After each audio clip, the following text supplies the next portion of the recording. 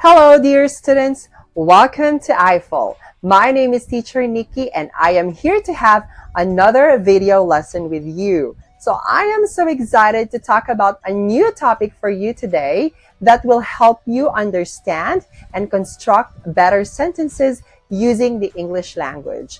I know that these lessons will be very helpful for you to communicate using the English language that are grammatically correct and properly constructed, considering that we will be talking about some grammar topics. So I want you to concentrate on our lesson today, pay attention to our sample sentences, and please practice them very well even after the class. So let's go ahead and start our lesson. Let's go. So, for today's discussion, we will be talking about the second part for the subjunctive mood. Okay? From the previous video, we actually studied more on the mandative subjunctive form, where we constructed sentences and understood the rules and construction for different situations. So, this time, we will be talking about more situations involving the subjunctive mood. Now we have here the subjunctive or indicative. So let's explore the present form of the subjunctive mood, which is simply the base form of any verb. So this makes the subjunctive look almost identical to the present indicative. Okay, in fact, you'll only be able to tell the difference between the two moods in the third person singular form. Okay, so let's compare some sentences and identify if it's really subjunctive or indicative.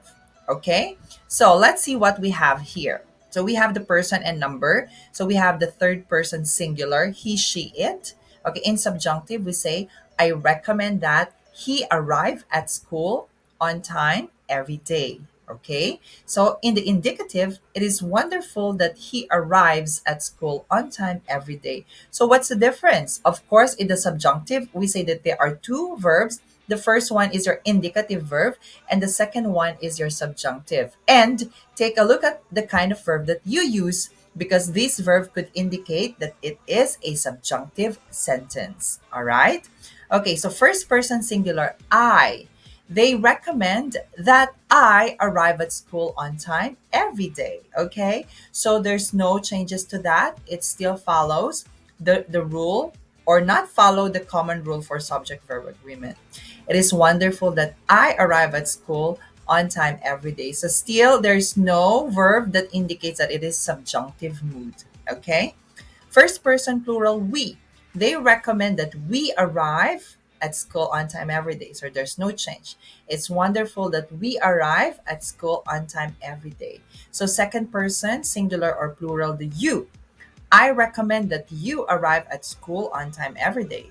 It's wonderful that you arrive at school on time every day. And the plural, they. I recommend that they arrive at school on time every day. It is wonderful that they arrive at school on time every day. Okay? So the only change that you would see here is the third person singular, because the indicative mood always follows your subject verb agreement. Okay? Now, so we have the present subjunctive of the verb to be or be. For the verb to be, you will use the base form, okay, base to form the subjunctive, just as you would with any other verb. However, unlike other verbs, to be will look completely different in the present indicative and present subjunctive. Okay, this is because the base be is never used in present indicative. Okay, so you know that in the indicative form, we use is mr, which is your present form.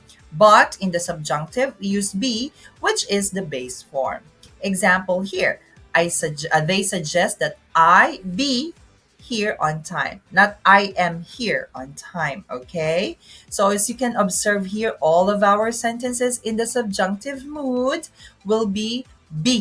All right, and the indicative mood here, they use the necessary or the right present form of your be verb is mr. Okay, so please pay attention to these sentences here. All right, next one. So the mandative subjunctive with the verb to be. Just like other verbs, to be can be used to express recommendations, demands, request suggestions and advice. Okay, the verb be. Example, the lawyer requested that the comment be stricken from the record. Okay, so your requested is your indicative verb, be is still your subjunctive. I demand that you be quiet during the movie. So as you can see here on the subjunctive mood, if this is a be verb, then you use be instead of is, am, are. Okay? It is essential that they be on their guard tonight. Okay? So is your indicative, be is your subjunctive. All right? So I want you to pay more attention on how they use the sentences in this way. Okay. Now, using were for wishes, desires, hypotheticals, and non factual statements. When we are talking about wishes, desires, and hypothetical situation, you'll often use subjunctive were.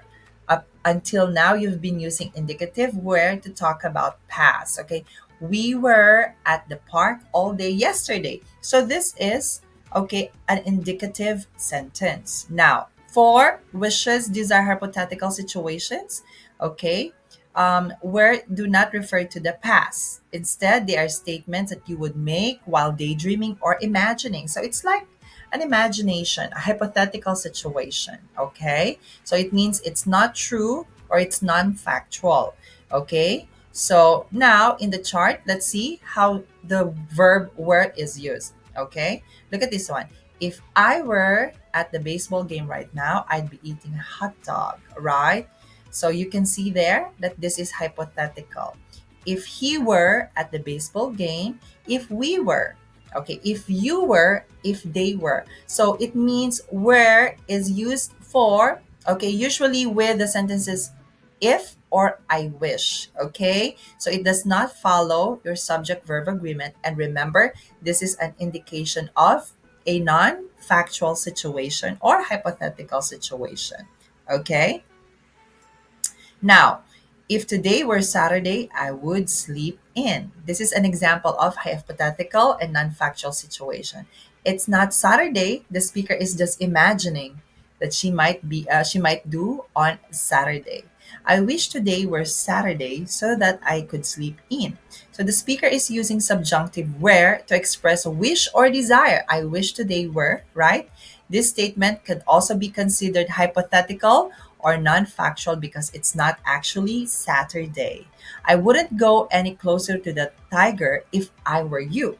This is an example of non-factual situation because I am not you. I'm just imagining if I were in your situation, I wouldn't do that. Okay?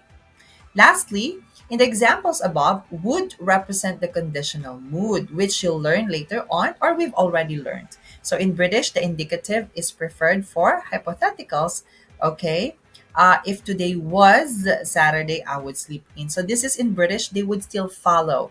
Okay. The rule for the subject verb agreement. But remember in English, okay, we normally follow this indicative mood were. Okay. Or the subjunctive mood were. All right. So I hope you find our lesson today very helpful.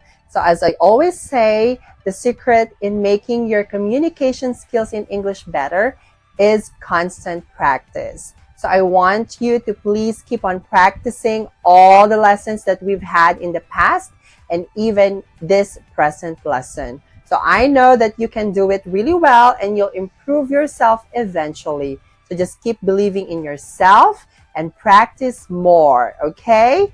Now, please stay tuned to our more lessons here in I-Fal, and please visit our website that I will flash on the next screen. I also encourage you to please subscribe to our classes because we have a lot of amazing teachers that will help you and guide you in improving your English skills. So once again, this is Teacher Nikki. So I'll just see you again on the next classes and video lessons that we're going to have. I know that we will have more amazing lessons in the future. So stay tuned and good luck. Study harder and I'll see you next time. Bye.